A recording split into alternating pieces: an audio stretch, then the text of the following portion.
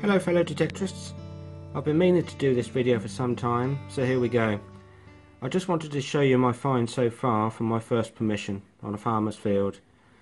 The landowner is a woman that I work with, and her husband, who is semi-retired, still farms a small bit of their land behind their farm, and it was this piece of land I was able to metal detect. I had 6 visits to this field just after I got my CS1MX, and it was really my first site to practice on. A friend of mine came the first couple of times just to give me some detecting advice, point me in the right direction, that kind of thing. And the next 4 visits I went on my own. The first couple of searches we found very little, just bits of horseshoe and musket balls like I'm showing you here now, and bits of lead, really, lots of bits of lead.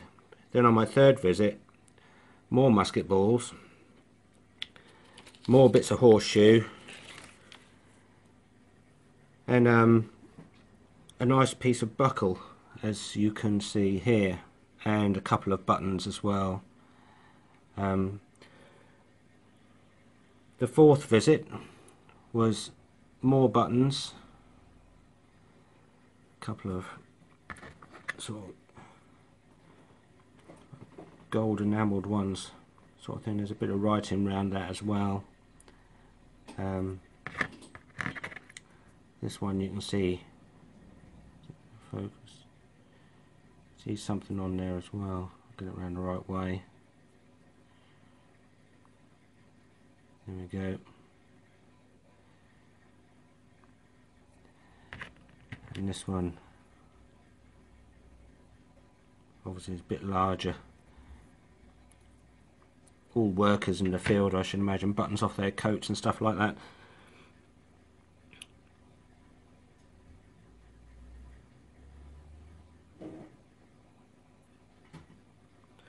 But on my 5th visit I found these finds, and again as part of another buckle there. Also, this is a King George III penny. I'll turn it over, you can see Britannia on the back there.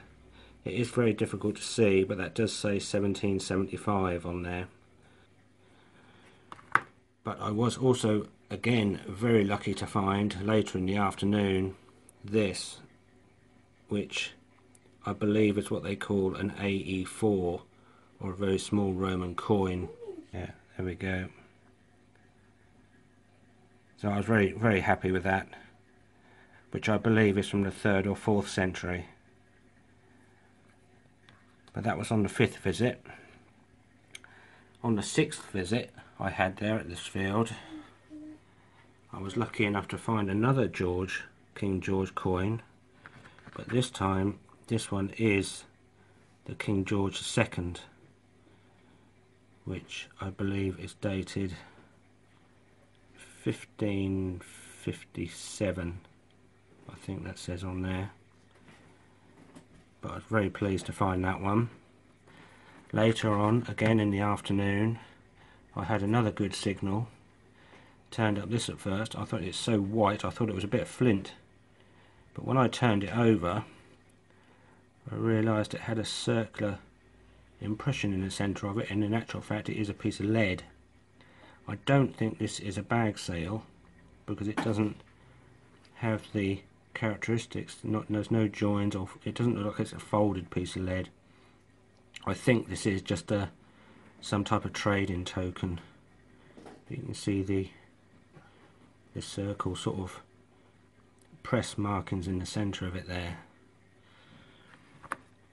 And again, the same day, the same afternoon, I couldn't believe my luck, because I was very lucky to find this, which I believe is a King Edward I penny, as you can see. Very shiny, because I've given it a bit of a rub with tin foil just to clean it up carefully, of course. There we go. And again, also in that afternoon, I found this, which I thought was a bit of modern iron, but in actual fact, I mean, it looks, I know what it looks like. It looks like the end of a sword, but who knows?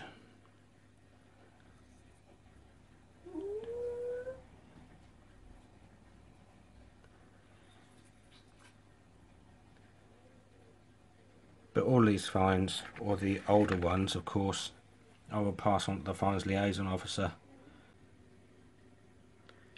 to get them properly looked at, verified.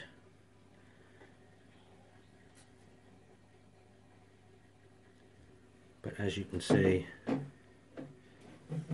I've been very lucky with my first half a dozen trips on my very first permission.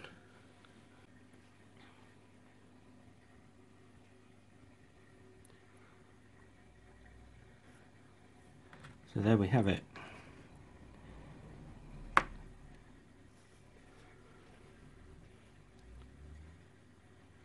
So I had 6 visits to their field, and to be honest, that's the only field or fields that I have so far detected.